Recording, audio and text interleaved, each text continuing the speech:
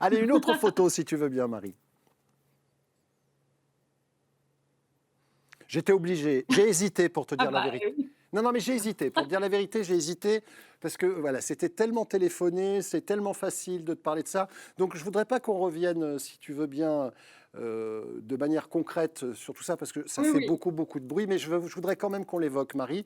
Est-ce que tu penses que ça a changé le cours de ta carrière? Ça, c'est ma première question. Et deuxièmement, est-ce que Pierre Ménès n'a pas payé pour tout le monde?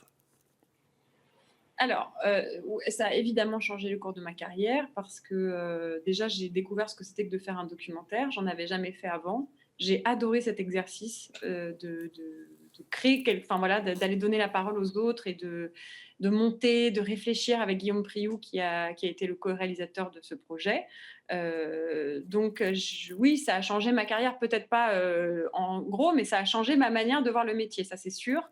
Et sur Pierre Ménès, moi je l'ai dit, hein, je l'ai souvent dit, j'ai donné la parole à des femmes et on a réduit tout le travail que j'ai fait et tout le courage qu'il a fallu à ces femmes pour parler devant la caméra à un seul homme.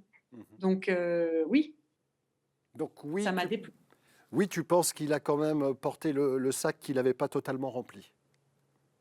Oui, bah, il n'est absolument pas le responsable du sexisme en France, ça c'est sûr. C'est pas lui qui symbolise le sexisme en France, ça c'est clair et net. Et ça, je l'ai dit partout, hein. Pour D'accord, moi, très bien.